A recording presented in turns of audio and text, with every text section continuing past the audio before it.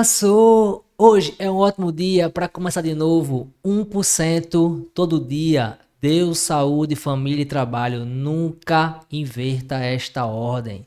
Ser, fazer, ter. Quem sou eu? Rodolfo Santos, único nesse planeta. Imagem e semelhança do Senhor Jesus Cristo. Hoje eu trago para vocês um convidado muito especial neste episódio, o Gustavo Leite. Cara que conhece muito sobre a área empresarial. Então vamos trocar aqui várias ideias para que vocês possam compreender de verdade que um condomínio é uma empresa. Gustavo, prazerzão estar com você aqui mais uma vez nessa casa. Fica à vontade, a casa é sua e se apresenta aí para o nosso Eu público. gostei muito da sua abertura, né? De que você é único. Isso é importantíssimo porque a gente valoriza quem a gente é e mais ainda a gente valoriza a nossa ancestralidade, né? Nossa família, de onde a gente veio, assim. Perfeito, Porque nas agruras da vida você tem apoio onde? Na família, né? Na fé, exatamente. na família, naquilo que você realmente é. Sou Gustavo Leite, eu sou professor de formação e eu agora empreendo. Eu empreendo na área de consultoria, meu propósito, minha missão é transformar a vida dos negócios das pessoas por meio do conhecimento científico. Então é isso, nada de blá blá blá, tudo com a base da ciência. É algo que tem que ser exato, né? A comunicação assertiva, né, Gustavo? É exatamente isso. A ciência ela está aí para comprovar o que é verídico, né? Então a gente testa, a gente adequa, a gente controla e a gente ajusta para que haja o fato. E a comunicação assertiva, que eu não sei se você já está batendo a bola para a gente começar a falar sobre a temática, acho que sim. A comunicação assertiva, ela é muito confundida com a comunicação comum e, na verdade, ela é um estilo, ela é uma habilidade de se comunicar assertivamente, significa gerando resultado, né? Uhum. Não adianta estarmos nós dois aqui compartilhando o nosso conhecimento por meio da comunicação e a gente elevar o nível da comunicação, da linguagem, do vocabulário e não atender a quem precisa estar ouvindo e compartilhando conosco o conhecimento. Então é saber falar com clareza, com estilo, com suavidade e falar tudo. Por exemplo, eu posso dizer pega, e aí eu poderia dizer pega, Uhum. né? E utilizar de outras situações. Então a assertividade é dizer aquilo que você quer. Acho que eu estou nervoso. Faz parte, faz parte. Ô, Gustavo, eu entendo o seguinte, até é uma coisa que eu venho aprendendo, quando você falou aí com a questão de assertividade, que é muito importante isso, é igual que a gente fala assim, você tem que ser fora da caixa. O que é ser fora da caixa? Né? Eu penso que o ser fora da caixa, principalmente para mim que fui na área da educação, você como administrador e principalmente você que é empreendedor na área de condomínio e você tem um público que é o síndico, né? Seja Uhum. ele orgânico ou profissional, pensar fora da caixa é trabalhar na escassez. Então é parar, entender, e gerar um conflito no cérebro, assim, fazer, caramba, e agora eu faço o quê? Como eu vou fazer? Por que eu vou fazer? Como eu saio dessa situação? Na situação de escassez. Uhum. Afinal de contas, se você começar a dizer não sei o que fazer, o cérebro para. Então, pensar fora da caixa, utilizar das habilidades que a gente tem e nunca mais usou e começar a ser criativo e se inspirar nas pessoas. Eu sei que você trabalha com mentoria, por exemplo, Sim. e mentor todo lugar tem. Agora, um mentor, um profissional que viveu a experiência e tem uma escutativa, que se comunica bem, e mais ainda, que pega na mão e do mentorado, personalizando isso tudo, por mais que tenha um método que vai ser seguido, Sim. mas personalize esse método, né? Personalize essa metodologia. É humano, eu acredito que isso é pensar fora da caixa, principalmente no tempo de inteligência artificial, né? Perfeito. Uma vez que você coloca como criar um calendário de conteúdo, como criar uma mentoria. A resposta vai ser a mesma, mas o que você vai fazer com aquilo ali é que é diferente. Até porque, né, Gustavo, a gente falou num ponto específico que é a inteligência artificial que não tem pra onde correr. É algo que Sim. veio, vai ficar e vai cada vez mais ficar monstro em relação a isso. Mas eu entendo que não tem como deixar de ter pessoas, Ah, com né? certeza. Então, quando você tem essa comunicação assertiva de verdade, personalizada, o que que acontece? Cada indivíduo ele é único, mais uma Uhum, vez, né? uhum. Então não é aquilo, porque a gente devia ter na mania o seguinte, pelo menos era o que eu tinha anteriormente, uma crença e cada vez mais que a gente se comunica melhor e entende e ouve melhor, a gente acaba acabando com essas crenças limitantes. Então, às vezes eu pensava, eu queria que tivesse 10 Rodolfos aqui dentro. Isso nunca vai existir. Não, não. Você falou, né, que é único. Não é isso? Nunca vai existir. É. E aí essa é a ideia, de a gente poder se comunicar, transmitir o meu pensamento para que aquela pessoa, com as suas crenças, com as suas culturas, com as suas manias, ela possa entender de uma forma tal que ela possa fazer igual ou melhor ou parecido do que eu.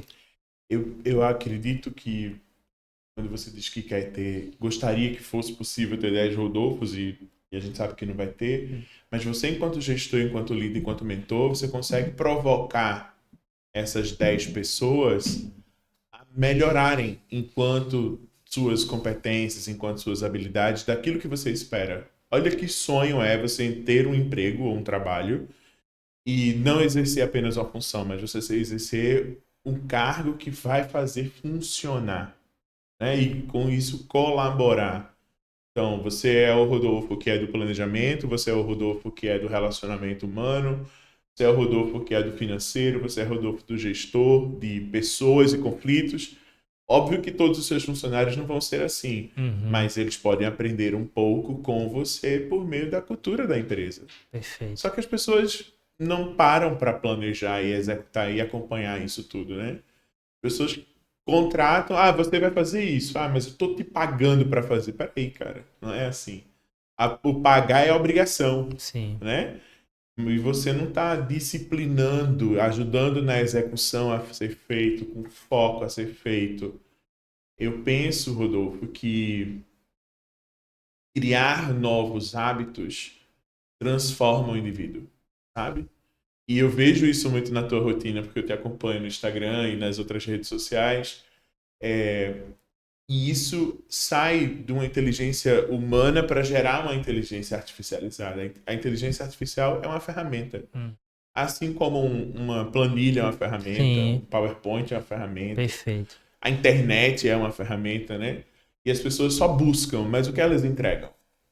Né? Tem gente que busca felicidade, mas você não está sendo feliz hoje, não? Eu estou feliz hoje de estar aqui nesse episódio com você, aprendendo e compartilhando um pouco.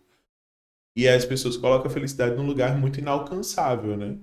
Assim como pessoas perfeitas, funcionários perfeitos, que não existe. Exato, e a gente tá numa sala hoje que ela é apelidada de Recebendo para Aprender.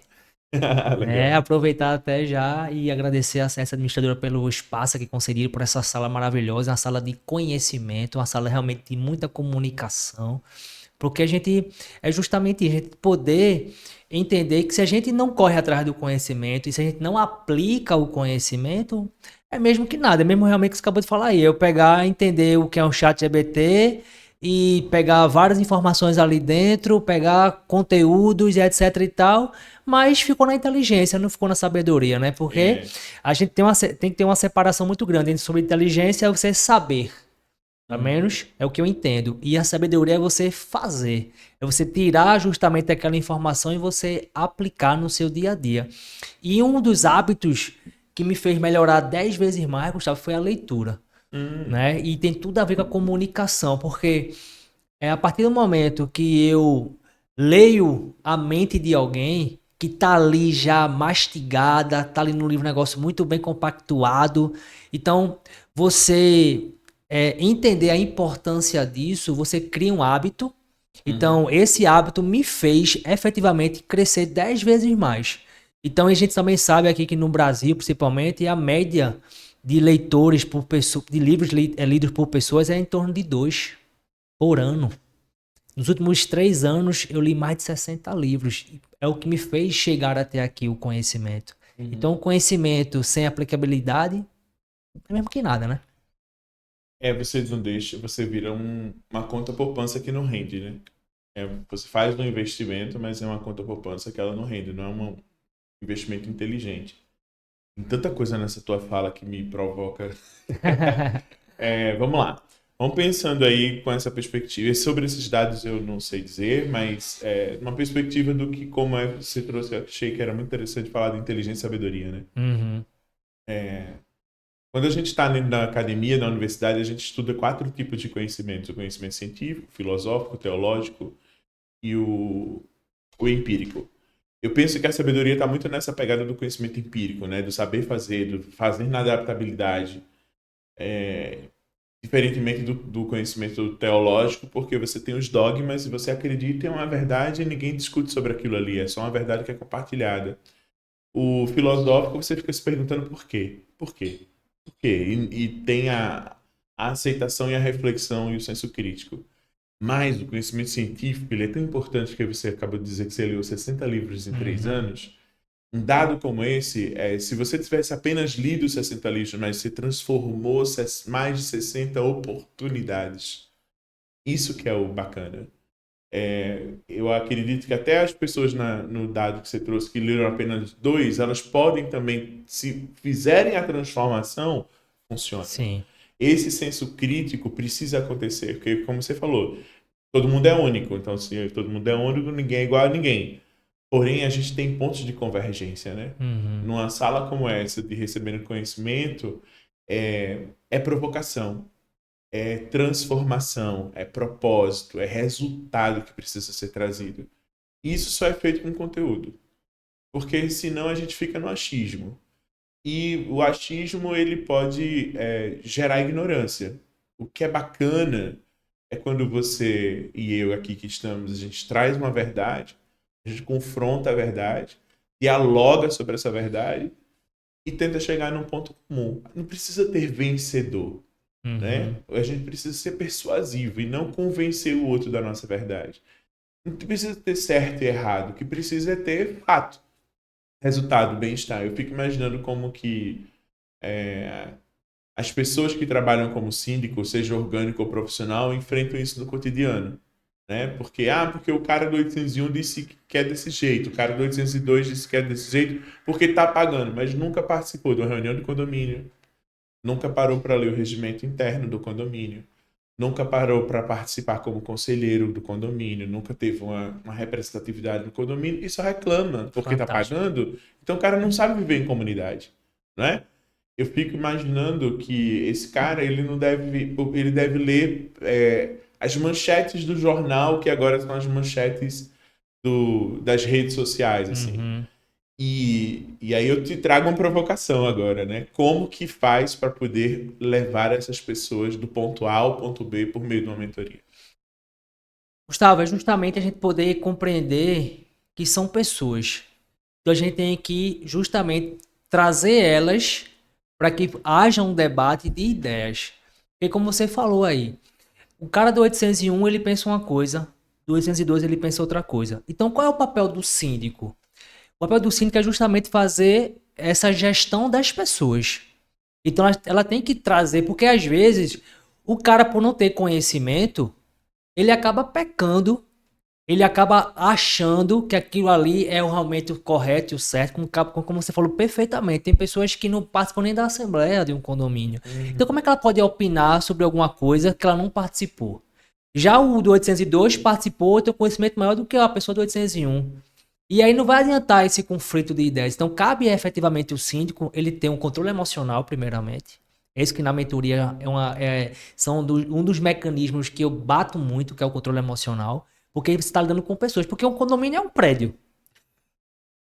Condomínio é um prédio, você olhar para ele, tem uma estrutura, ele vai ter salão de festa, ele vai ter a parte de jardim, ele vai ter N manutenções para ser feitas. Mas quem faz essas manutenções? São pessoas. Então, o maior papel do síndico é justamente ele entender pessoas. E para entender pessoas, ele precisa se entender primeiro. Pois é. Porque é liderar si, liderar pessoas, liderar líderes. Então, através dessa mentoria que eu dou para os síndicos, é poder justamente eles compreenderem que eles se entendendo e eles colocando o ponto de vista da melhor forma possível, ele vai até trazer essas duas pessoas para perto dele. Porque ele vai ser um cara que vai estar ali para justamente fazer a convivência acontecer. Por exemplo, eu sou o síndico da minha comunidade, sou um síndico orgânico. Né? Lá são 12 casas. O empreendimento ele iniciou do zero. Ou seja, eu instalei o condomínio pela minha experiência, então foi tranquilo. Então eu sabia o que era uma convenção, eu sabia o que era uma ata, eu sabia o que era... Então as pessoas que foram morar lá não sabiam de nada. Sim. Então através do meu conhecimento eu fui explicando. olha, isso aqui é dessa forma, isso aqui é dessa forma, isso aqui é desse jeito, entendeu? Vou abrir conta bancária, eu vou ter que emitir boleto, porque eu não vou ficar recebendo dinheiro no meu Pix, na minha conta pessoa física, que não é permitido. Então, quando você começa a explicar com autoridade as coisas, com know-how, as pessoas vão entender. E aí, para matar tudo, como você sabe, Guga, a ideia ela é uma só sempre. É verdade. Ela é uma só sempre. Isso fica na mente da Não é? pessoa que convive com você, viu? Pois é, então o que acontece? Eu entendo que cada profissional ele tem as suas particularidades, ele tem a sua importância. E aí, como eu gosto muito de médico, eu faço essa análise, Uhum. né, entre síndico e um médico. Então, se eu tô com um problema, eu vou no médico. Tô com problema Sim. no joelho. E que ele vai me passar para mim? Vai passar para mim que eu faça um diagnóstico, um exame. E aí, quando eu faço esse exame, esse diagnóstico e levo para ele, ele vai dizer lá, olha, tá com problema aqui, tá com problema aqui, tá com problema aqui. Para poder você resolver isso, tem que tomar remédio, tem que fazer fisioterapia, tem que etc e tal.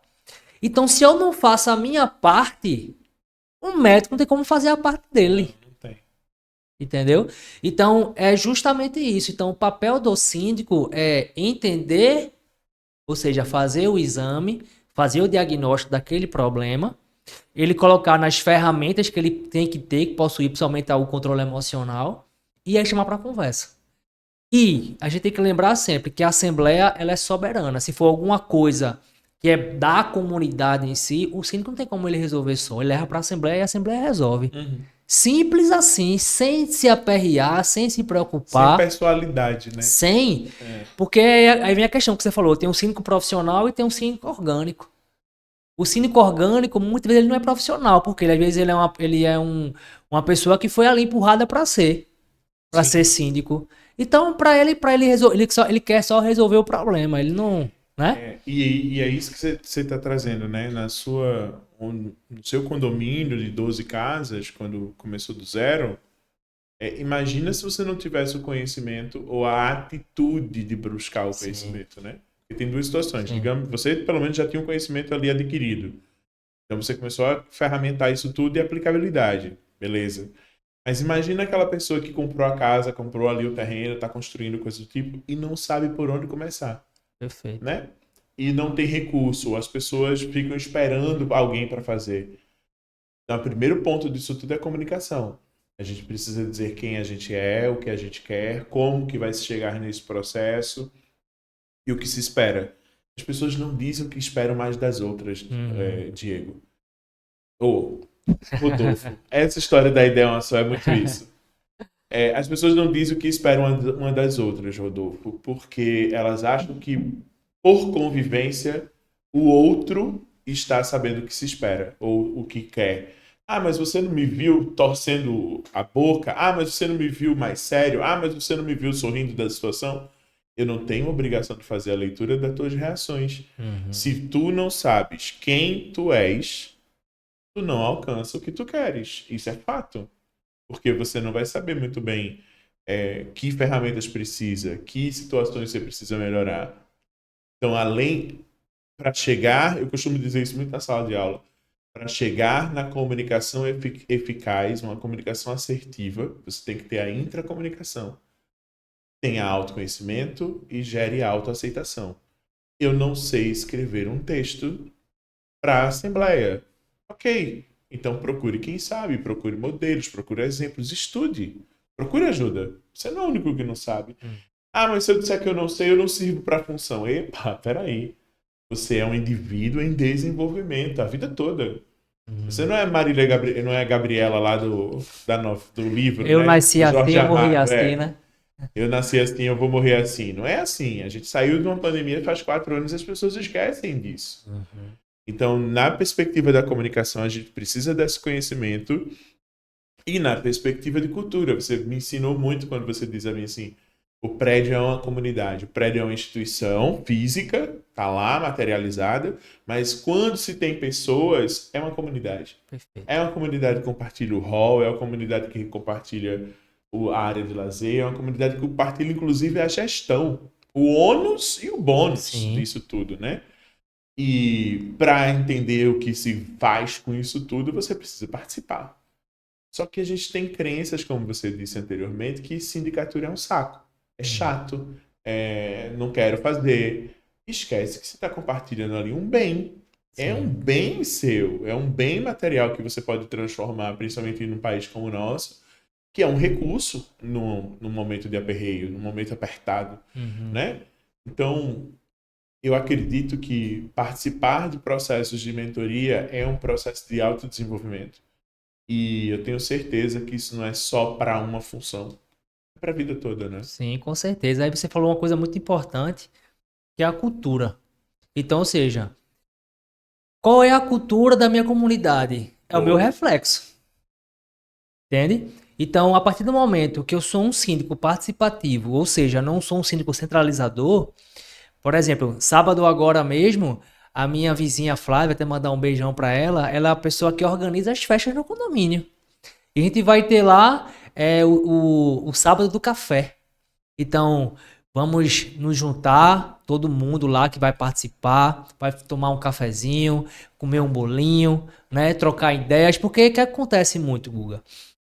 E isso é algo que é impressionante. Não sei se você mora em condomínio, Moro em mora em condomínio, condomínio. são 88 unidades. Então, veja se no planejamento não acontece isso. O Guga chega de carro, estaciona na garagem dele, pega o elevador, dá bom dia, boa tarde, boa noite. O pessoal lá responde às vezes ou não. Ou não. Entra no seu apartamento, acabou. É, Aí às vezes você tem um vizinho que é um médico, você não sabe. Você tem um vizinho que é um contador, você não sabe. Você tem um vizinho que é um personal trainer, você não sabe. Por quê? Porque a gente não está habituado a viver em condomínio. sim. Eu trabalho com condomínio há mais de uma década. E eu tô começando a enxergar o condomínio agora como um bebê. É mesmo? Exatamente. Por que você enxerga condomínio como bebê? Porque, Guga, depois da pandemia, ou seja, a gente tá falando do que aqui? 3, 4 anos. 3, 4 anos. Depois da pandemia que começaram a enxergar um condomínio. A importância de um síndico, por exemplo. E você acha que por que que isso aconteceu? Porque todo mundo ficou dentro de casa. Boa, boa, excelente. Todo mundo ficou dentro de Excelente. casa. Então todo mundo ficou dentro de casa e quem é que fazia a administração? É o síndico, é a sindicatura. Todo mundo começou a consumir mais Consumir mais dentro de casa. dentro de casa. Entendeu? E aí, a partir daquele momento, começou a dar um boom. Porque ensino profissional, por exemplo, é dessa época pra cá. A Não, popularização da da profissão, profissão, né? que não é nem uma profissão ainda. Não. Não é regularizado ainda. Então é um empreendedor, um profissional liberal. Exatamente. Entendeu? Onde tem muita gente no mercado dizendo que é sim profissional. E aí o que eu acho mais interessante é como é que uma comunidade, que você acabou de falar, que é um lar, que muitas vezes a gente financia esse lar, Bom, sim. né? A gente se Parte da sacrifica, nossa vida para poder se pagar por muitas sacrifica, vezes. né? Pega o FGTS, pega ali emprestado, tem que estar pagando financiamento por 30 anos. E aí como é que você não se importa com a administração do teu condomínio? Qual é a pessoa que está ali administrando, está te representando? É, Veja que coisa. Então, veja, tem muita gente, Guga, que não sabe e não entende isso. Por isso que é muito importante um síndico ele realmente ser um profissional e que entenda de cultura empresarial. Porque na minha cabeça, o condomínio, ele é uma empresa. sim. Tem Totalmente. CNPJ? Tem CNPJ. Ele só não tem fins lucrativos, mas, mais uma vez, como a ideia é uma só sempre, então ele não tem fins lucrativos. Porém, se não for bem administrado, o teu imóvel te valoriza. É verdade. Então tem estudos aí, Guga, que diz que 30% quando tem uma administração eficaz profissional, melhora o valor do teu imóvel em 30%. Então você imagina, você compra um imóvel hoje por 200 mil, ele está muito bem administrado, você tem que 60 mil reais a mais. Sim, Onde é que tem esse investimento que você tem esse valor? Entende? entendo. Então a cultura organizacional, a cultura empresarial é muito importante. E eu sei que você é um cara que conhece muito a fundo essa parte de cultura. Se puder explicar aí, eu sei que você é um excelente professor, é educador. Como é que a gente, pessoal pode enxergar de maneira tão a cultura organizacional? Eu vou trazer a mesma metáfora que você trouxe, né? A mesma comparação que você trouxe entre o cínico e o médico, e trazer para cá que a cultura ela não é somente um papel na parede, um adesivo na parede, um quadro na parede que você vai se deparar e ler missão, visão e valor. Mas a cultura é um perfume. Essa é a grande verdade. Quando você vai arrumar a cama dos seus filhos, por exemplo, ou você pega um cheiro do seu filho, da sua filha quando é um bebê, ou você tem os pais idosos, você sente um cheirinho do pai, ou você prova um perfume que você nunca mais viu. Ah, esse perfume é de Rodolfo. Ah, isso aqui me lembra minha mãe, isso me lembra meu pai, meu filho, me lembra a infância. Isso é Uhum. cultura. Perfeito. Cultura é um perfume que é permanente. Ela não muda por conta de uma identidade. Como assim como a gente, se eu chegar numa farmácia e alguém me pede o CPF, a cultura eu vou saber qual é a minha identidade porque eu tenho uma missão a cumprir com a sociedade. Mas essa missão ela tem que ser valorosa. E assim como a sociedade evolui, a cultura, os valores culturais também evoluem. Então, hoje a gente fala muito de ESG, né? De a relação ambiental, a relação social e a relação governamental focada nesse tipo de gestão. E há 20 anos você não falava sobre isso. Então, espera-se que as culturas organizacionais elas tenham programas de ESG, programas de diversidade, coisas que há 20 anos, nos anos 80, ninguém falava sobre isso. Ah, no início desse século 21, também ninguém se falava sobre isso. Então, a gente precisa entender que esse rastro de cultura ele tem que ser visto de uma maneira promotora e não detratora, que às vezes acontece. Você disse, quando existe uma gestão eficaz, o imóvel evolui o valor em até 30%. A cultura ela pode evoluir a vida toda, mas ela pode também ser uma detratora, uma vez que as pessoas esquecem quem são. Eu penso que quando a gente pensa em cultura organizacional, também pode pensar com a cebola. Eu tenho a capa da cebola, aquela primeira camada, é como você é visto. A camada, você abre a cebola, você vê várias camadas ali dentro. São os artefatos de cultura. Você sabe onde você está. Quando eu falo cuscuz, tapioca, frevo, maracatu, eu sei que eu estou em Recife. Tubarão, eu sei que eu estou em Recife. Não é? Eu sei que estou na cultura pernambucana. Isso são os artefatos, do mesmo jeito que eu vou dizer quem é meu síndico profissional. Quem é o síndico? Quem é o síndico do teu prédio? Ah, e digo características não positivas, então aquilo ali por que aquela pessoa está naquele lugar. Então, ela reflete aqueles moradores, proprietários da unidade. E as pessoas esquecem isso. Esquecem que os nossos representantes diante das nossas propriedades, digamos assim, elas estão representando quem nós somos. E a cultura é isso. Por isso que é o cheiro, o perfume, que pode estar no ar.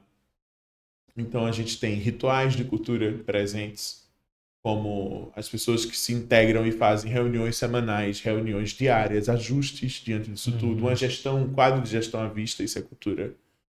É o uniforme que você usa dentro da empresa, isso é cultural. A forma de como os donos ou os fundadores da empresa cumprimentam as pessoas, tratam as pessoas, isso é cultural e as pessoas repetem isso. Você trouxe dizendo que o condomínio você enxerga hoje, 4 anos depois do início da pandemia, como um bebê. E o que é que o bebê faz? Ele é condicionado. Perfeito. E a cultura, ela é condicionadora. Então, muitas pessoas fazem assim, vamos fazer um planejamento estratégico que vai transformar isso aqui. Se não começar pela adequação da cultura, tocando nas pessoas que estão dentro dessa cultura e fazem parte dessa cultura, o planejamento estratégico é comido com garfo e faca no café da manhã.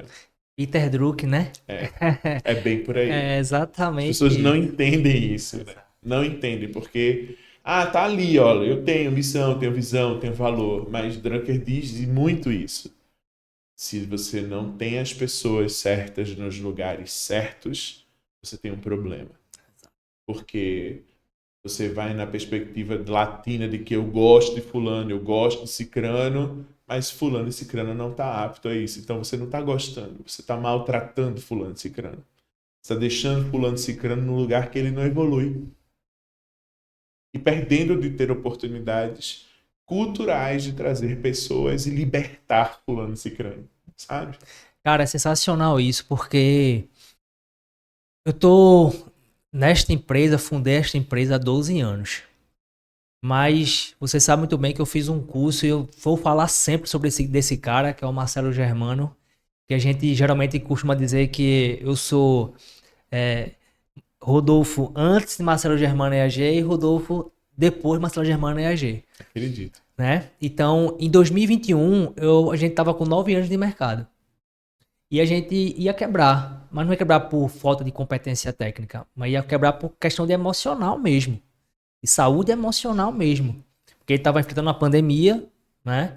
E a gente tinha uma cultura, porque, querendo ou não, sempre vai ter uma cultura. Uhum. Vai ter uma cultura eficaz ou uma cultura morta. Porque eu aprendi que a empresa é o reflexo do dono, Sim. né? Então, a partir daquele momento que eu fiz esse UEAG, primeiramente é entrar na estatística, que 80% das empresas elas fecham em até 10 anos. É. Então eu tinha 9 anos e eu ia fechar, eu ia fazer parte da estatística. Veja que interessante. E aí, a partir do momento que a gente fez esse curso, essa imersão, eu também sou administrador de empresa há 12 anos também, mas não aprendo na faculdade, Não. né? Aprende no dia a dia, na prática de verdade. E aí você realmente começa a entender essas. Você falou de filosofia, isso é uma filosofia. Porque na minha cabeça, porque veja, são coisas que só um líder ele vai entender quando você está nesse papel de liderança. Porque quando você fala assim, colocar as pessoas certas nos lugares certos. Sim, Então, às vezes, eu vou ter que demitir alguém. sim, Ou eu vou ter que colocar essa pessoa em outro determinado local. sim. E às vezes a pessoa que é demitida, ela não consegue enxergar esse outro lado. O benefício O que é ser benefício, demitido. A liberdade que é ser demitido. a liberdade, O cara. ponto de transformação que é ser demitido. Não é isso, Guga? É É um muito, negócio muito interessante, velho. É é muito muito. interessante. Tem outra frase que fala o seguinte: é melhor eu treinar o colaborador e ele ir embora do que eu não treinar ele ficar.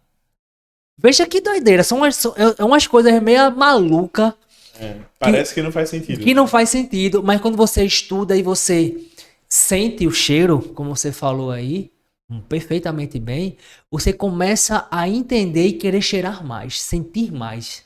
E vivenciando, né? Porque você acabou de dizer, você fez lá a sua universidade, seus cursos de formação universitária, mas quando você veio para o mercado, você começou a perceber que você tinha que ter outras habilidades. Sim. E isso é uma habilidade de percepção, de você dizer assim, eu fiz a minha parte. Eu pago um salário em dia. Isso é responsabilidade social, tá? Sim, E as pessoas não exato. sabem Não sabem disso. disso, exatamente. Mas uma empresa, quando paga o salário em dia, uma empresa, quando paga os impostos em dia, uma empresa, quando dá ferramentas de trabalho para que o funcionário desenvolva uma função, ela está sendo socialmente responsável. Porque a gente vê muita gente aí que trabalha e não recebe. Uhum. Ah, mas eu não recebo isso ou aquilo outro porque não tem. Epa, peraí.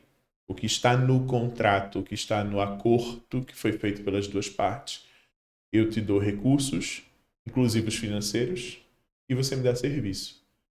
E as pessoas esquecem disso, porque elas entram com a afetividade equivocada. Uhum. E essa afetividade equivocada é: ah, ok, eu vou fazer apenas isto. Porque no meu contrato me diz que eu só tenho que fazer apenas isto. Então você parou no tempo. Qualquer pessoa que diz para mim, e meu trabalho é abrir planilha e fechar planilha. Então você parou no tempo, amigo. Porque você está perdendo a oportunidade de olhar o fora da caixa. Você está vivendo a escassez. E o olhar fora da caixa é ver que outras atividades dessa planilha. Eu consigo fazer 3 planilhas disso? Eu Uhum. consigo melhorar isso aqui? Eu consigo trazer uma fórmula melhor para essa planilha? Eu consigo compartilhar essa planilha? Eu consigo. Então, o que você consegue? E aí é quando você traz o autoconhecimento, o controle emocional e a importância do valor da demissão. Sim. Muita gente diz hoje em dia que as pessoas com menos de 25 anos de idade não querem trabalhar. É mentira. Elas não querem mais estarem como eu fui aos 40 anos de idade, que eu tinha um olho tremendo e tive burnout. E trabalhava 16 horas por dia numa empresa que não era minha, mas cumpria o seu trabalho, o seu papel. Mas eu achava que aquilo era o correto. Aquilo era o essencial. E quando eu descobri na escassez que eu era mais, que eu era único e que a ideia era uma só, na perspectiva de que eu era um ser transformacional por meio do meu conhecimento, eu entendi o quanto eu tinha poder de gestão do meu conhecimento. Eu não sei se está fazendo sentido o que eu estou Sim, sim, com dizendo, certeza. mas, em resumo, as pessoas precisam aceitar os nãos da vida e os nãos dos negócios. Mas, para isso, elas precisam de conhecimento. Então, ela só vai ter conhecimento numa empresa que tem cultura organizacional declarada. Então, como é que se declara uma cultura? Por meio de reuniões frequentes, uma comunicação visual presente, um líder ou um gestor ou um proprietário de empresa que seja reflexo e principalmente uma comunicação clara dizendo assim, eu espero isto de você. E você está cumprindo, eu cumpro a minha parte. Você não está cumprindo, vamos melhorar. Se você não melhorou para mim, você pode ser bom para outra pessoa e a gente tem referências culturais para isso tudo funcionar. Perfeito, Guga. E aí você falou algum ponto muito específico aí, que aí vem também muito a ver com a cultura organizacional, que são os valores inegociáveis. Sim. Então, A aqui, gente devia aprender isso na escola, né? exatamente, a gente não aprende. E aí, como a gente está conversando aqui nos bastidores, como a educação ela é importante, principalmente aqui dentro. Então, por exemplo, aqui um dos nossos valores negociáveis é autodesenvolvimento. Então, a pessoa já entra aqui na empresa Sabendo que ela vai ter que sabendo, ler mais um livro por mês, pelo tem que menos. saber disso, Tô brincando. né? Mas ela tem que saber que ela tem que se desenvolver. Porque é um valor inegociável. Não é à toa que, por exemplo, hoje mesmo a gente vai fazer um processo seletivo. Aí tem outra frase de coach, parece que o coach no Brasil virou um negócio meio Mal visto, mal né? visto e o pessoal não entende, deveria entender que coach é um treinador, tá? Então, contrate lento e demita rápido. Eu Sim. aprendi isso. Então, meu processo É o seletivo lento e aqui devagar, né? Então, meu processo seletivo aqui, ele tem 7 etapas, Guga. 7 etapas, porque é um funil de vendas. Eu vendo hoje uma vaga. Sim. Entendeu? E não é todo mundo que vai querer comprar esta vaga, porque tem Não. critérios. Entendeu? E um dos critérios é justamente o autodesenvolvimento. Então, se o cara ele já entende, opa, nesta empresa aqui tem aula de segunda a sexta. Nessa empresa aqui tem ritual de leitura, ritual de resultados.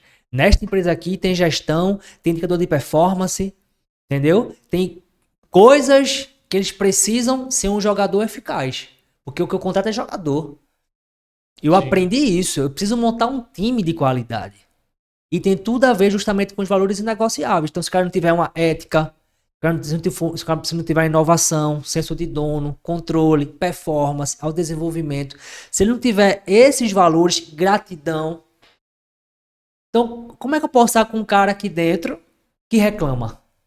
Olha a cultura sendo expelida aí. É. Então, a minha equipe, ela vai olhar para essa pessoa e vai dizer, esse cara não serve para cá. E você sabe que isso acontece muito natural, né? Evita-se que a pessoa do RH ou o gestor direto desse funcionário execute a demissão. O Perfeito. próprio funcionário, ele é expelido pela cultura da empresa. Não pelas pessoas, mas Sim. ele faz, eu não dou conta. Eu não estou preparado, eu não quero, eu me enganei. Às vezes a pessoa até passa pelas 7 Sim. etapas, porque ela tem os Sim. pré-requisitos. Sim. Mas o dia a dia da integração, ela acha que dá conta. Não dá. Por isso que eu disse, era tão bom que fosse na escola. Imagina, eu tenho uma carteirinha dos meus valores inegociáveis. Sim. Você tem sua carteirinha dos seus valores inegociáveis. A produção também tem a carteirinha dos valores inegociáveis. E quando a gente sentasse para fechar um negócio, pega aí tua carteira de valor. Pega a Ia sua. ser tão lindo. Não era?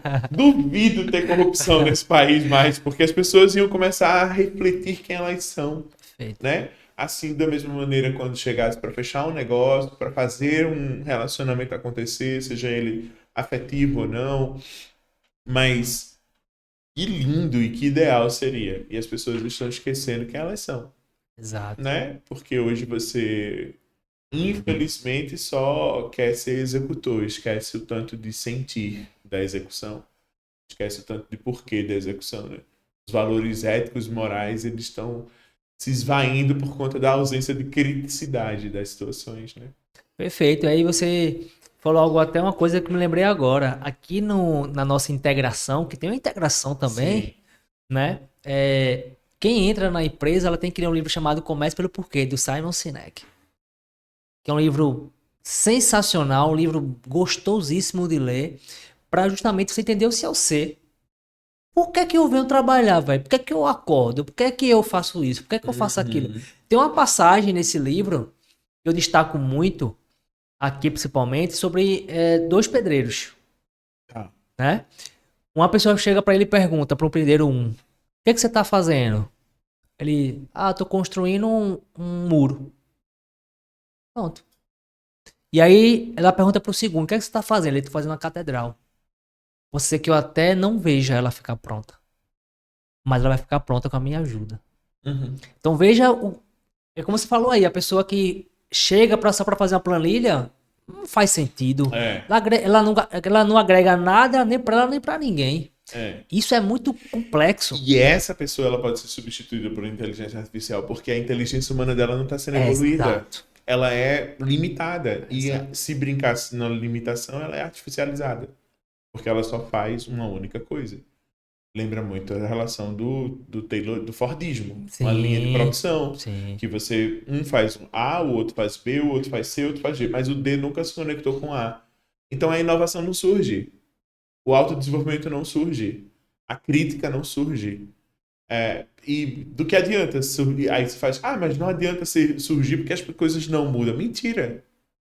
Mentira, você não sabe nem dizer como isso vai Uhum. acontecer. É um lugar do conformismo, de quando você vê um buraco na estrada, ou de uma violência acontecendo na rua, ou de uma lâmpada que não foi trocada há não sei quantos anos. Aí as pessoas, isso é um absurdo. Sim, mas é um absurdo por quê? Né? Na perspectiva do porquê, do propósito, do porquê que você levanta de manhã, por que que você vai trabalhar nesta empresa. Essa seleção é uma escolha dos dois lados. É uma escolha Sim. de quem quer ser operador, profissional, funcionário de uma empresa como a sua, ou como qualquer outra empresa, e as pessoas precisam saber escolher. Mas a gente vive numa miséria tão grande, às vezes, né, por conta dessa economia louca que a gente tem nesse país, que as pessoas precisam só sobreviver. Então, é importantíssimo uma empresa ter uma verdade na qual, às 8 horas que esse cidadão passa aqui dentro, ele se sente cidadão. É a missão dele de verdade, né? Entender Ele a se sente missão. cidadão. Né? Porque ele vai ter valores inegociáveis presentes, ele vai ter uma nova rotina disruptiva que vai tirá-lo dessa rotina de sofrimento do que ele acontece do dia a dia, e ele vai entender o porquê que ele acorda de manhã. Não somente para abrir uma planilha, mas Perfeito. para fazer acontecer por meio dessa planilha. Perfeito. Fazer até um nexo causal aqui é o mesmo que é o seguinte. Quando você reclama demais e não compreende, por exemplo, a gente fala aqui da corrupção do país, Uhum. né? A gente reclama demais da corrupção do país. Mas se você passa por uma determinada rua e tem um guarda lá e dá um apitozinho, você quer voltar e negociar com o cara, É, é muito comum. não é? É muito Você quer comum. negociar com o cara? Olha, isso aqui é corrupção. E às vezes a gente não consegue entender que é uma corrupção. Veja, você passou por um lugar errado, você tava Eu lá me lembro da contra a época de mão. DVD, né? Que você comprava DVD e as pessoas diziam, não, porque eu não sou corrupto, aí comprava um monte de DVD pirata, Pirata. né? Ou você é muito mais jovem que eu, você não vai saber disso. Existia uma loja de produtos numa rua aqui em Recife Isso chamada. deve ter videocassete, viu? Não, mas é muito antes, inclusive. É mais na época do LP, da fita cassete. E a gente ia pro cinema, então o cinema era na rua, não era no shopping. A gente ia pro cinema e nas ruas do entorno do centro da cidade tinham lojas de magazine. Uhum. E tinha gente que dizia assim: você nunca roubou um confeito, um bombom, uma coisa para poder ir pro cinema enquanto você estava na fila da loja tal? Eu disse, não, nunca roubei. Porque era um valor da minha família não roubar. Perfeito. A gente não podia pegar sem. Quando a gente saía de casa para ir para visitar alguém, a gente já estava tomando água, a gente já tinha ido ao banheiro e tinha orientação se lhe oferecer, não aceite. Mas se eu tiver com fome, você come só um pouquinho. A gente era educado a quando sentasse no sofá da casa de alguém, a gente sentava na ponta para não demorar. Aquele sofá não era meu. Sim. As pessoas assim, tive problemas com isso, claro, porque tudo que a vida me ofertou eu dizia não, obrigado. Então eu perdi muitas oportunidades pelas crenças comportamentais que foram me passadas por uma família que não sabia. Uma família humilde, de uma camelô e um taxista. Mas hoje, atualmente, com tanto conhecimento aí compartilhado, com tanta possibilidade de leitura, de ouvir uma outra pessoa, e as pessoas cometem erros. Mas se esse erro for grosseiro, você vai tentar melhorar ali. Mas se ele for absurdo, não dá. É um erro de caráter, não dá para conviver. Pois é. E aí é justamente, né? A gente fazendo também essa questão, pegando os valores e indo para os comportamentos. Porque existe o comportamento técnico, né? As habilidades técnicas. E os comportamentais, habilidades comportamentais, que é o soft skills, A hard skills. né? As palavras não são muito falar inglês não, mas vamos falar português aqui para o pessoal entender melhor. Tem muita gente que é muito bom tecnicamente, mas é horrível no comportamento. Sim. É igual o seguinte, imagine você agora chamar alguém para agitar o teu ar-condicionado, que o cara é muito bom tecnicamente, mas é uma pessoa que entra na tua casa sem pedir licença. É invasiva. Né? É invasiva. É grosseira. É suja. Deixa o rastro negativo na impressão. Não faz o de acordo com o que estava comprometido a fazer. Teve um caso agora, recentemente, não sei se vocês acompanharam. A prefeitura da cidade tem umas academias públicas. Sim. E há uns 2 meses, um garoto foi brincar nessa academia pública e ele morreu, chegou a óbito, né? Por conta de uma questão técnica lá de eletricidade. Ele morreu eletrocutado. E estava antes do período eleitoral da prefeitura da cidade. E eu disse, isso vai dar resultado em menos de 2 meses. E exatamente o que aconteceu. Não sei se pelas questões civis, que esperava-se o mínimo para saber quem é o problema da situação, ou se por conta do impacto do cenário eleitoral. Mas o que eu quero dizer é o seguinte, uma academia pública estava fechada, era um parque, uma praça grande, sim, crianças brincam ali, pessoas idosas se apoiam naquele gradil, e um prestador de serviço fez um ajuste e deixou uma fiação, quer dizer, um prestador de serviço na área de eletrificação, tá? Um eletricista. Sim. E sabe o que está fazendo, mas ele não sabia ser eletricista naquele problema. Ele simplesmente estava cumprindo e executando uma tarefa. Ele não estava com o propósito de ser o eletricista. De não deixar nada. Ele esqueceu de verificar. Ele esqueceu de testar. No mínimo, aquilo acontecia no automático. E o automático é o que você aperta um botão e resolve. Não pode ser um ser humano na frente do automático. Oppenheimer criou a bomba atômica e alguém foi lá e apertou o botão e ele não imaginava o impacto que foi e destruiu quase mais de uma comunidade, um país inteiro. Então, por conta da escassez, aquela ilha ali no Japão, ela hoje é uma grande referência de transformação. Mas as pessoas não querem se transformar. Isso é muito lindo, Guga, muito lindo de verdade, porque assim, além de tudo isso, né, eu tô cada vez mais me buscando, criando referências no líder maior, que é o Jesus Cristo. É justamente a gente poder ter essa sensibilidade do amor de verdade, pelo que a gente tá fazendo. Então o comportamento tem muito a ver com isso, porque aí você falou algo muito bacana, porque a pessoa naquele momento ele não foi, efetivamente ele não só quis fazer e... Ele sabia fazer, sabia fazer. Mas ele não soube ser quem ele deveria ter sido, cuidadoso, zeloso, analisando um cenário de uma competência assim, alguém pode encostar aqui, ficou algum fio solto, testar se deu tudo certo ou não, saber o depois, sabe? Ou dizer, vamos arrumar um jeito, não vou deixar isso aqui assim, dessa maneira, porque alguém pode. É se prevenir, cara. É preventivo. Não é só medicamento, não é medicamentar quando tá com a dor, é prevenir a dor. Entende? Então, não adianta só saber fazer. Ah, porque eu tenho, como você disse, um diploma, Uhum. uma formação. Cara, e do que adianta? Eu tenho tanto conhecimento. E do que adianta? Se você não compartilha com quem precisa ser compartilhado. Você disse aqui hoje, né? O quanto que a profissão da sindicatura profissional e orgânica especializada também, porque educação é isso. Sim.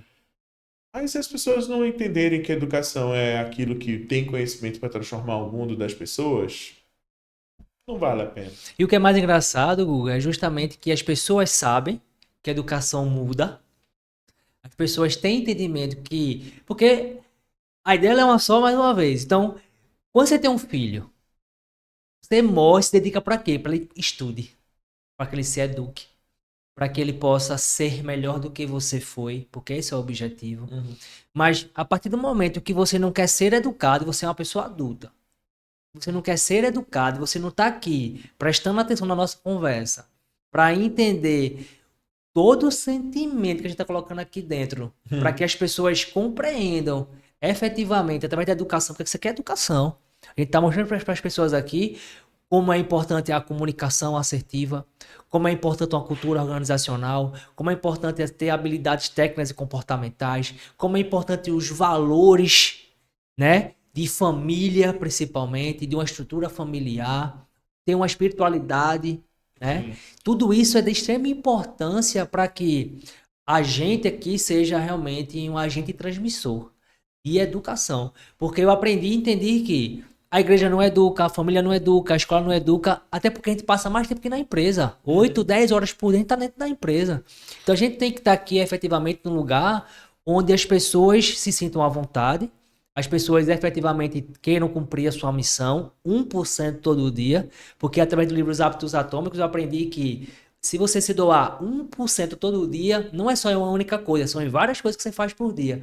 Você melhora 37% no ano. Então, então imagina, você todo ano você melhora 37%. Ou seja, se eu faço aqui, Valoriza mais do que o imóvel. não é verdade? Muito mais. E uma coisa que é muito importante, Guga, não é o dinheiro que faz dinheiro, é o conhecimento. Porque quantas pessoas, por exemplo, receberam na Mega Sena uns valores e E depois de 6 perderam meses ficaram tudo. pobres de novo? Perderam. Não é? É o comportamento dessas pessoas. É o comportamento da gente que vai fazer com que a gente possa entender, compreender e mudar. Então a educação é tudo, não é verdade? Eu sou É educador de educador. formação. Há 24 anos eu trabalho com educação. Tive uma crise de identidade profissional na pandemia, porque eu não quis voltar mais para a sala de aula naquele período, quando abriram tudo. E comecei a empreender com comunicação, treinamento, com consultoria, com tudo isso que toca um negócio, principalmente com as pessoas. Mas eu me peguei, quando estava consultor, quando estava comunicador, treinador, que eu estava educando. Então, um movimento como esse aqui, duas pessoas compartilhando conhecimento, é um movimento de educação. Sim. É um movimento das empresas investirem de segunda a sexta em leitura, no autodesenvolvimento como competência e valor negociável, é um movimento de educação. O exemplo é o primeiro movimento de educação. A escuta ativa é um grande movimento de aprendizagem educacional. A leitura é um grande movimento de aprendizagem educacional. E falar é um outro movimento de aprendizagem educacional. O Paulo Freire traz para a gente, né? Eu sou educador, então não tem como não falar dos educadores Montessori e freirianos. A educação não muda o mundo, mas educa as pessoas que fazem parte do mundo. Então, pessoas mudam o mundo. Sim. E nas empresas a gente aprende nas teorias e na prática, principalmente, o quanto que precisa desenvolver essas pessoas para que elas mudem a empresa, 1% todo dia. A ideia é uma só na perspectiva do educacional. a ideia é uma só na perspectiva do transformacional, do comportamental, no ético, nos valores, na disciplina, no exemplo da liderança. Imagina 37% como é bom isso. Eu acho que não tem nenhum fundo de investimento que gere 37% de certeza de que você vai sair da escassez para a prosperidade. Perfeito, é sobre isso. E sempre eu pergunto para minha equipe aqui: você sai daqui hoje um pouquinho mais inteligente, um pouquinho mais sábio? É, Porque é sobre isso, cara. É sobre isso. A gente tá se doando o tempo todo. Porque, mais uma vez, é, essa empresa ela é nova, ela tem 3 anos pra cá. Porque eu você esqueci. brinca, Eu esqueceu os esqueci os 9 anos 9. anteriores, né? Esqueci o 9. A gente cresceu 10 vezes mais em 3 anos. Com conhecimento, Com com educação. conhecimento, com educação, com entendimento, de entender como transformar esta empresa num veículo educador. Porque eu primeiro preciso educar a minha parte interna, A intraeducação, né? né? Primeiro eu preciso educar a minha parte interna. E mais uma vez, a empresa é reflexo do dono. Então, a partir do momento que eu me educo, a partir do momento que eu tenho meu autodesenvolvimento, meu autoconhecimento, eu consigo transmitir isso para a minha equipe interna, para que ela possa também se desenvolver, se conhecer, para que possa transmitir para o externo. E você sabe que você não vai parar nunca isso, né? Nunca. Porque você nunca vai saber tudo. Todas as vezes que você aprender algo novo, uma nova competência vai ser desenvolvida, uma nova provocação vai ser desenvolvida, e até o dia que você partir. Mas o melhor de partir é deixar o legado e ser lembrado pelas suas ações. É o filósofo Platão, né? Só sei que nada sei. Pois Não é é. verdade? É isso aí. Guga, eu tenho na minha frase no meu WhatsApp há muitos anos que agora, Tem que abrir o quem WhatsApp, ficou então. nervoso fui eu aqui. Mas Tem que abrir o eu vou ter que WhatsApp para abrir, viu? não errar, Porque, para não errar. vou abrir É para não... importante consultar, inclusive. Verdade. Lembrei. É. Os ignorantes que acham que sabem de tudo perdem um dos maiores prazeres da vida, que é aprender.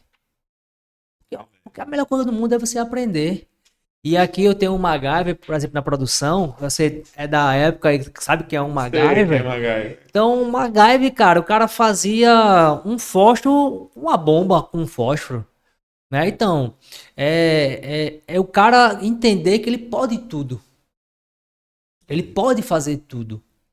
Desde que ele efetivamente ele busque se educar para isso de verdade, ter esse conhecimento de verdade. Porque você falou muito bem aí.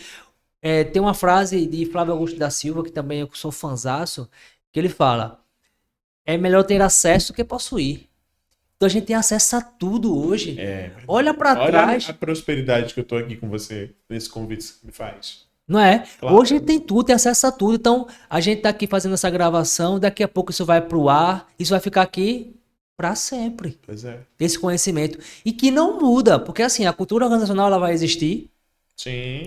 que isso é algo novo aqui pra gente, e nosso papel como educador é justamente mostrar a importância, né? Um processo seletivo sempre vai existir. Sim. Cada empresa tem o seu processo. Antigamente, por exemplo, como era o processo seletivo? Guga, tu conhece alguém? Imagina. Tem muita gente. Na outra empresa, né? Na outra empresa era assim. Nesta, não. Nesta mais não. É. Entendeu? Era um processo seletivo dessa forma. Então, quando você tem um conhecimento e você aplica esse conhecimento e você sabe que é melhor assim, Sim. cara, é sensacional. É uma verdade de chave muito grande. E aí, mais uma vez, vem a questão de crenças e culturas. Se você não tiver aberto para o novo, porque tudo é novo para mim. Tô fazendo aqui agora com você justamente conversar sobre algo que eu aprendi há 3 anos atrás, 4 anos atrás. Porque quanto mais gente falar, mais gente aprende. É isso aí. Não é isso? É isso aí. E um dado muito importante, Guga, que eu estava pesquisando esses dias aí, que o maior medo do ser humano é falar em público. É verdade. É o maior medo do que a morte. É. E tem tudo como na vida, tem dois lados, né? Existe uma pesquisadora inglesa que ela tem um livro, O Mundo é dos Tímidos. A gente está em 2024, esse livro é de 2014, tem uns 10 anos. E o poder das pessoas tímidas é porque elas são mais analíticas. Só que elas têm dificuldade de fala em público. E é na Inglaterra que as pessoas mais cometem suicídio por conta de ter de falar em público. Ah, então você começa a parar para entender o poder que a comunicação tem, até por meio da palavra falada, de salvar vidas. Então, quem não estiver fazendo um procedimento de oratória, e como é que você fala melhor em público? Vai ler. Melhora teu repertório, melhora teu vocabulário, lê em voz alta, depois lê para o espelho. Agora com a tecnologia você pode gravar lendo, mas o quanto mais você puder pegar esse conhecimento e ensinar a alguém, você está falando em público. Então, educar é isso. É transformar por meio do conhecimento. Sensacional. Eu não posso também, mais uma vez, deixar de destacar o nosso Senhor Jesus Cristo, né? Porque isso faz parte da minha vida cada vez mais, Deus em primeiro lugar. E eu sempre, quando estou orando, eu sempre fico tentando imaginar, naquela época lá atrás, mais de 2000 anos atrás, como é que Jesus se expressava, né, cara, numa multidão. Como é que ele colocava pra fora. O acesso à escrita não era fácil, Não né? era. Né? Como é que ele conseguia, né, poder o pessoal ficar em silêncio e poder ouvi-lo. Cara, eu acho que tem uma oratória sensacional, hein? É verdade, é verdade. Um grande poder de liderança é por meio da comunicação. Comunicação, ela sempre vai ser tudo. Este ano aqui na empresa, a gente tá no ano justamente de pessoas. Tá. Pessoas é comunicação. Eu costumo falar sempre, dando aquele exemplo daquela brincadeira de... Como é, MacGyver? Telefone sem fio. Sem fio. Né? Porque telefone sem fio, você fala um negócio aqui no primeiro, quando vai por último, sai totalmente diferente. Então, a partir do momento que a gente consegue ter essa comunicação com fio alinhada, e que sempre, obviamente, vai ter ajustes, mas ajustes normais, não tem para ninguém. A gente cresce da maneira tal, exponencial. Por quê? Porque a comunicação, ela tá verdadeira. Não tá tendo ruído. Né, Guga? E é também uma das competências comportamentais que a gente busca aqui dentro da nossa empresa, porque, para você ter noção, aqui a gente tem segunda-feira tem aula de uma líder, na terça-feira tem ritual de leitura, que é, qual é a ideia? Cada colaborador, ele lê o livro que ele quiser ler, e ele vem aqui pro palco, eu chamo isso aqui de palco, ele vem pro palco, em 3 minutos ele tem que falar o que ele entendeu do livro, da passagem que ele está lendo. Fazer uma sinopse. Exatamente, ou seja, treina tanto a leitura, tanto a didática, como a oratória. É verdade. Não é importante? Muito importante. E abrir espaço para fazer essa prática de comunicação verbal dentro da empresa é um grande diferencial. É aquilo que você estava dizendo. É melhor você treinar pessoas e mesmo depois que elas possam ir embora, mas elas sempre vão ser gratas e ter a referência de onde foi que isso aconteceu. A gente sabe que as pessoas trabalham e deixam seus estudos. Então, você está promovendo o estudo, a educação dentro da empresa. É uma educação corporativa que vai transformar o resultado dos negócios. E por meio da comunicação como ferramenta, isso não tem preço. É melhor que salário, às vezes. Com certeza absoluta. E aí, para vocês entenderem cada vez mais a importância de você aprender, eu tenho uma mentoria exclusiva para síndico, chamado O Mecanismo. Nessa mentoria a gente aprende domínio pessoal, cultura, gestão, liderança, dados. Você sabia que dados é o novo petróleo? Então, a partir do momento que você consegue ler esses dados, você vai ser muito mais assertivo. Então, falando em mentoria, Guga, o que é que você acha de mentoria? O que é que você acha sobre essa ferramenta? Você sabe que as universidades vão fechar, né? Um período que as pessoas não vão querer ir mais para a universidade. E não é por conta da discussão acadêmica, não é por conta da ciência, é simplesmente pela comodidade. Então, a vida inteira o centro universitário era focado em ciência, comunidade e ensino. E era muito difícil ir para a comunidade, ultrapassar os acessos da comunidade, por isso que toda universidade tem coordenação de extensão. com o advento da internet, com as ferramentas de acesso à comunicação digital, com a presença e o posicionamento, e principalmente com o desenvolvimento de competências para o desenvolvimento dessas competências para a formação de profissionais, a mentoria ela é um acesso de personalidade. Então, você vai trabalhar o todo, que é o igualitário para todas as competências de qualquer profissional, médico, advogado, engenheiro, educador físico, professor, mas as pessoas têm suas potencialidades algumas vezes reservadas. Então, o que a gente chama de crença, né? Sim. Então, essas crenças, elas precisam ser trabalhadas em mentoria. O que eu quero dizer é que eu acho de mentoria é que ela é um grande recurso para profissionais liberais, para as pessoas que não tiveram oportunidade de desenvolver suas limitações e entender que ferramentas podem conviver para gerar resultado, precisam ser mentoradas. Que não é um atalho, né? Nunca será. Nunca será um atalho, porque cada um é único e esse único tem valor muito grande. Assim. É imenso, tanto que o indivíduo é. E o que se precisa numa mentoria é resolver o problema. E também dar ferramentas para lidar com aquele problema. Tem problemas que são insolúveis. Mas como é que eu convivo? Como é que eu gero qualidade de vida disso? Perfeito. Mais uma vez fazendo um nexo causal, e eu sou líder do movimento A Ideia é Uma Só. Então imagina agora você ter um exercício passado por um profissional de educação física, né? Você está no aplicativo. Então ele te passa lá as informações e você vai lá fazer. Outra coisa é ele fazer contigo. Sim. É isso que eu penso que todo profissional que quiser ser mentor precisa ser educador. E o educador ele não diz o que fazer, ele diz como fazer e faz acompanha. E só assim gera resultado. E é isso, a gente faz o acompanhamento. A mentoria eu faço, inclusive, né? Porque assim, para eu poder fazer alguma coisa, eu preciso passar por isso. Sim. Eu preciso sentir, eu preciso na prática vivenciar. Então, para você ter noção, eu fiz mentoria já fazer 1 ano agora. Para mim, eu costumo falar do meu mentor Ciríaco Neto, um abração para você, cara, que ele é meu psicólogo. Porque um mentor é justamente um cara altamente técnico e comportamental que ele vai entender várias situações, como no condomínio. Eu tenho mais de 1 década em condomínio. Já passou por aqui mais de 200 síndicos. A gente já fez aqui mais de 900 assembleias condominial, né?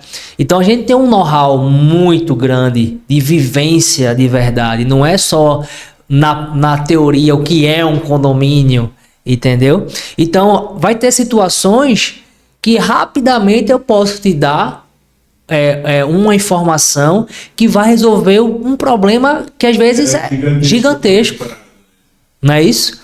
Essa é a intenção da mentoria. Então, quando eu aprendi isso, eu só quero continuar. Eu não vou jamais deixar de ter uma mentoria, até porque eu, como empreendedor, eu não tenho um líder. Sim. Então, eu também faço com que ele seja meu líder. Que ele também me cobre, compartilhe, né? Me dê o caminho, porque o que eu entendo sobre mentoria, e é isso que cada vez mais eu mostro aqui para minha equipe, que um mentor é tipo um GPS, né? Então imagina eu chegar agora, dar uma instrução para Magaeve, a instrução aqui é essa: como fazer, o que fazer, por que fazer. E aí no meu acompanhamento, na minha mentoria junto com ele, eu vou verificar se está indo para o caminho certo. Se ele vai pegar alguma rota diferente, eu digo, opa, volta para cá, porque o caminho não é esse, o caminho é esse daqui. É isso que eu entendo sobre mentoria. Tá certo isso? Tá certo. Eu acredito que não existe metodologia para mentoria, existe boa vontade. Show. E além de boa vontade, tem que ter convivência. O respeito para com o mentorado é inegociável, tem que ter. E esse GPS, quando você pede para o mentorado voltar, você vai identificar por que ele foi para aquele caminho. Sim. E se ele tiver a clareza de entender o poder do valor da mentoria, ele vai te dizer porque eu não sei. Porque eu não sei fazer. E aí você vai reorganizar a rota para que ele aprenda a fazer e gere autonomia. Essa escolha de continuar com a mentoria para a vida inteira é uma escolha. Exato. Porque a liderança é um lugar muito solitário. Demais. Demais. Você vai colocar suas frustrações, suas questões com os seus liderados, mas sim com alguém que pode compartilhar isso com você e trazer as convivências. E olha, eu já vi muita situação em que o mentorado se tornava mentor em seguida. Isso é importantíssimo. E essa é a ideia, né? É gerar autonomia, né? E multiplicar isso. Exatamente. Essa é a ideia. E você falou um ponto aqui muito bacana sobre a questão da solidão do líder, né? Do empreendedor, porque aí você vai para uma ferramenta chamada organograma. Sim. Né? Que muita gente não sabe a importância do organograma. Acho que é só um mapa de pessoas, né? Acha bonito, bota na parede mais uma vez, mas não entende a importância. Então, quando você olha lá para cima e você vê lá o cara solitário para tomar conta toda aquela estrutura, e aí eu vou perguntar a quem as coisas? E aí como é que eu vou decidir? Porque tudo é decisão. E aí mais um livro muito lindo que é Ponto de Inflexão, Uma Decisão Muda Tudo, de Flávio Augusto da Silva. Eu aprendi tanto com aquele livro que você não imagina. Por quê? Porque o próprio título ele fala, uma decisão muda tudo. Então imagina eu, como diretor executivo da empresa, tomar uma decisão errada. Decidem destinos, né? Destinos, cara. É uma coisa impressionante. Quando você, mais uma vez, tem um conhecimento da ferramenta, como utilizar, o porquê utilizar, e aí é muito importante você ter alguém que conhece, né, para que você possa se espelhar, ter uma referência e entender o porquê efetivamente você usa aquilo. Então, eu tinha, mais uma vez, na minha empresa, tem um organograma desde sempre. Eu sou administrador de empresa, missão, visão, valores, organograma, eu tinha tudo isso, mas eu não sabia usar. Eu não sabia usar essa ferramenta. E você é um cara, como consultor, ensina muito bem as pessoas a utilizar todas essas ferramentas, né, Guga? Ensino. Na minha consultoria, a gente começa com planejamento estratégico para a relação do diagnóstico e eu não tenho... A minha metodologia é uma metodologia com a adaptabilidade da empresa ou daquilo que se tem. Então, eu rodo como se fosse um carrossel. Sim. Então, não tem um primeiro passo, segundo passo, terceiro passo. Espera-se isso, mas existe a situação de onde está pegando fogo para não pegar mais. Show. Eu não gosto de trabalhar com quem fica apagando incêndios. Então, o planejamento estratégico é um grande recurso de solução de problemas. Cada problema, uma solução, e na perspectiva de que o indivíduo ali, depois, quando ele encerra a consultoria, geralmente são 10 meses, ele possa caminhar sozinho e me ter apenas como referência. Show, e foi a primeira coisa que eu fiz. Foi planejamento, ou seja, eu olhei para baixo e eu vi tudo pegando fogo. Parecia a floresta amazônica. Tá tudo pegando fogo. E eu vou começar por onde? Vou começar por mais importante. Aí eu usei a matriz de Esial, né? Sim. O que é mais importante? Tudo é importante, mas o que é que eu precisava efetivamente fazer? Então, a primeira coisa, o planejamento aí de você, que eu usava a matriz de priorização, que é muito importante. Então, você lista, né, todos os problemas que acontecem e agora, vamos agora ver, não é o que eu acho. Não é o que eu penso que vai ser ou o que eu quero fazer. Né? É o que eu... Precisa de ajuda, precisa de mentoria. Exato. Porque, às vezes, o empresário, ou o síndico, ou o profissional, está tão envolvido nas questões que ele não sabe para onde vai. Então, o zoom out é importantíssimo e o direcionamento também. E aí, mais uma vez, a ideia é uma só sempre. Síndico, você precisa ser um líder da sua comunidade. Então, para que você seja um líder da sua comunidade, você precisa aprender a ser síndico.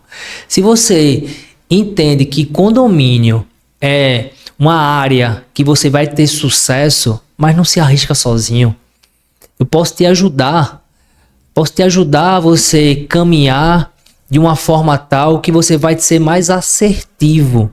Então a mentoria, o conhecimento, o know-how, ele é muito importante para quem quer ir para esta área que, mais uma vez, vai ter algumas profissões que vão morrer. Como, por exemplo, um caixa de supermercado. Você olha, você vai para os grandes mercados e você olha e você vê que já tem caixa que não tem caixa. É autosserviço. O autosserviço está presente. Não é isso? Então morrem algumas profissões e nascem outras. Né? O mercadinho do autosserviço, a lavanderia do autosserviço. Exatamente. Eu penso que tudo que a gente trabalhou hoje aqui nesse episódio vem a corroborar com a necessidade que as pessoas têm de melhorarem suas competências de comunicação, a competência de pertencimento de cultura, a competência do autodesenvolvimento. E vou te falar, se você não for mentorado de profissionais como você, Rodolfo, as pessoas podem estar em maus lençóis. Vamos embora investir em mentoria, em educação e transformar a vida das pessoas por meio do conhecimento. Educação é tudo. Guga, como eu estava comentando aqui nos bastidores, nos últimos 3 anos eu investi cerca de 100 mil reais em autoconhecimento. E só com as pessoas craques de bola. Flávio Augusto, Caio Carneiro, Marcelo Germano, o Wendel Carvalho. Um exemplo, né? Exemplo de resultado. E o que eu fui comprar lá, sabe, Guga? Obviamente que a gente tem muita parte técnica, né? Muitas ferramentas, mas o que eu fui comprar foi comportamento. Sim. Isso é algo que eu fui ter acesso. Porque o ambiente é tudo. Então, até pra gente poder matar, enterrar, vamos falar assim, esse episódio maravilhoso, vamos falar sobre ambiente. Porque o ambiente, ele é tudo. O ambiente é fundamental para que as coisas deem certas. Né? Que aí vai envolver justamente tudo isso que a gente comentou aqui. Mais uma vez, cultura organizacional, comunicação, competências. Porque não vai adiantar você estar num ambiente como esse, um ambiente de autoconhecimento, um ambiente de educação, mas a partir do momento que você sai daqui e vai para outro ambiente e você acaba jogando fora tudo que você aprendeu aqui dentro. Você tem que saber com quem você quer estar, né? Veja, eu sou filho de um taxista e de uma vendedora de roupa de porta em porta. Eu paguei a minha universidade dentro de um Chevette 78 vendendo roupa. Então eu tinha a habilidade do meu pai de dirigir e a habilidade de venda da minha mãe de vender roupa de porta em porta. Mas chegou um dia que eu disse que eu não queria mais aquilo. Eu não queria ser aquilo como profissão para minha vida. E hoje eu tenho, pela jornada do conhecimento, um título aí de pós-graduação que muita gente gostaria de ter. E além de educador, além de professor, eu também posso ter as habilidades de prestar serviço de consultoria, de treinamento, de mentoria. Então, quando a gente consegue pegar o nosso conhecimento e transformar em polvo, cada tentáculo ali, uma inteligência sendo habilidosa, você gera renda. E eu só fiz isso porque eu tive um mentor na minha vida. Sensacional. Sensacional. E aí é isso, o ambiente ele transforma de verdade. Então, essa empresa mudou porque o ambiente mudou. Sim. Né? O foco ele mudou. Aprendi com o meu outro mentor, Yali Oliveira. São coisas pequenas, grandes que a gente aprende, sabe, Guga? São coisas sensacionais. E ele falou uma coisa em uma aula que eu entendi isso perfeitamente, que é recrutar, contratar e treinar. Se você entender cada etapazinha desse processo, você vai justamente trazer cada vez mais pessoas para dentro de um ambiente transformador. E aí, sem realmente um mentor, sem realmente uma referência e que você compreenda como fazer de uma melhor forma possível, você vai ficar apenas enxugando gelo o tempo todo. É o que eu fiz durante 9 anos da minha vida, enxugar gelo. 9 anos enxugando gelo. E aí você cansa, de verdade. Você cansa, é como você falou aí. Então são etapas, são decisões que a gente tem que tomar. Você vai querer continuar fazendo isso aqui pro resto da vida? É uma opção sua. É uma opção que você tem, né? Muitas vezes as pessoas falam assim, mas eu só posso fazer isso. Será que só pode fazer isso? Será que você realmente não quer dar um outro salto? Porque aí vem a responsabilidade. Porque a partir do momento que eu entendi que a empresa é o reflexo do dono, olha que responsabilidade. Olha que negócio que eu... Aí Marcelo Germano, eu tive a oportunidade de conversar com ele, fazer uma live com ele. E ele fez uma pergunta, ele perguntou assim... O que é que não fez ou não faria você não comprar o EAG? Aí eu disse, essa frase, a empresa é reflexo do dono, a responsabilidade. Mas 3 segundos depois, eu encarei. Porque você quis ser outro dono. Porque eu quis ser um outro dono. Né? Eu quis ser. Você quis ter outra empresa. Quis ter uma outra. Você quis ter outros resultados. E é energia. O que a gente tá fazendo aqui é energia, Guga. Nesse ambiente aqui estou muito confortável. Você tá muito confortável porque o que tem energia positiva. Próspera, né? Energia é tudo. Eu acredito nisso também. É verdade. Guga, prazerzão, cara, conversar com você mais uma vez, né? É uma honra tê-lo aqui. Espero que não fique só nesse aqui, tá? Não. Que possa ir além dos almoços também. Com certeza. Mandar um abraço também muito forte aqui pro Bruno, pro Thales, foi que por meio deles, né, que a gente se conheceu.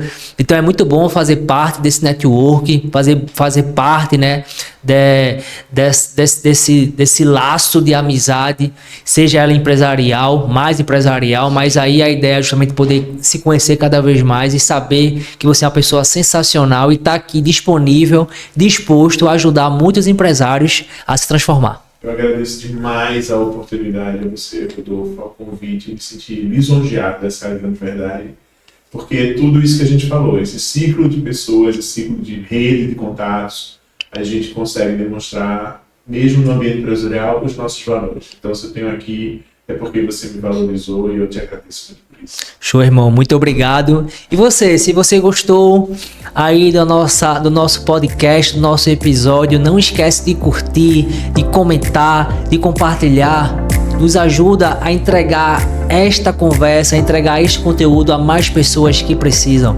Não esquece, meu nome é Rodolfo Santos, eu sou líder do movimento A Ideia é Uma Só. Tamo junto.